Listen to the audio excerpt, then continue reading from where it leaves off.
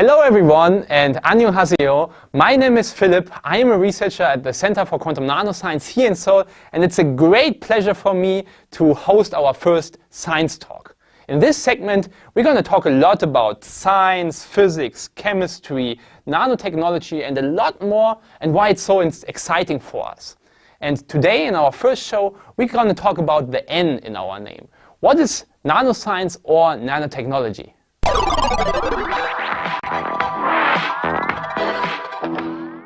So probably you guys have seen the latest Avengers movie.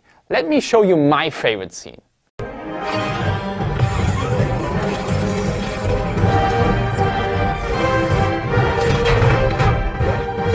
It's nanotech, you like it? Nanotechnology. Cool, right? But what is nanotechnology actually, or nanoscience? Because the word nano itself is nowadays used almost everywhere, from Autovax to anti-aging cream to nano powder urine-based tank fuel. You know, stuff we really need.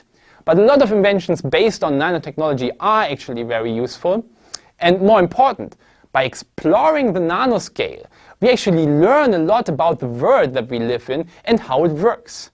Therefore, it's good to take a closer look. First of all, the word nano stems from the Greek word nanos, which simply means dwarf, so very, very small. And it's one of the unit prefixes we use to describe units such as the kilogram, the second, or the unit of length, the meter. And from everyday life, we know the kilometer, the meter, or the millimeter. But there's also the micrometer or the nanometer.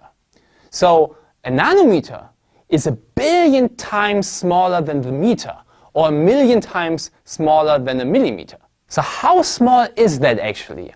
Well, one of the smallest things that we can still grab is a human hair. A human hair is usually between 10 to 100 micrometers. So that's already 1,000 times smaller than yourself. But it's still 1,000 times too large for the nanometer scale. So only if your hair had hair, which is definitely plausible for some human beings, then you would arrive on the nanoscale. So to further illustrate that, let me show you 4 objects that only extend over a couple of nanometers. First, a glucose molecule, the building block of sugar. Second, DNA, the carrier of the human genome. Third, the average brain size of a Teletubby. Tinky Winky is very slow. And last but not least, amazingly, the current generation of transistors in a computer. That thing that switches between 1 and 0. But what is nanotechnology actually good for? So indeed, one of the immediate benefits of nanotechnology is by simply making things smaller, as we have seen earlier in the case of the transistor, by simply putting more of the same objects into the same space.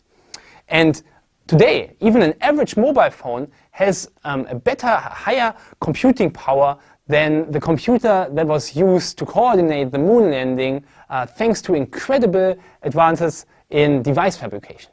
Another example is that materials behave differently when you shrink them in size, for example for their optical properties.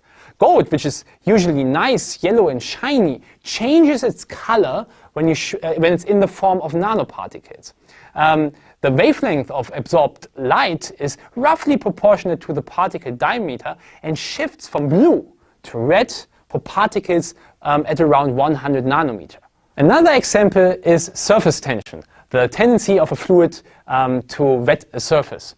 Nanostructured surfaces can greatly increase the area of the surface and in that way consequently also change the surface tension. And this can prevent a surface to get wet simply by making it energetically unfavorable to cover that surface by water. So this is obviously great for non-sticky frying pans or clothes that don't get dirty and wet. In Germany, where I'm from, in the city of Hamburg, in the red light district, they used it for something else. They coated the surfaces of public vaults with a nano coating to prevent public urination, since the wall is simply able to pee back. And last but not least, even physics as we know it doesn't work anymore on the nanoscale, and the weird and wonderful world of quantum mechanics starts to take over and to dominate, where particles are waves and waves are particles and cats are dead and alive at the same time. This is where the Q of our name comes from, and we're going to talk a lot about quantum more in the upcoming episodes. That's all, folks. My name is Philip, and see you on the next episode of Science Talks.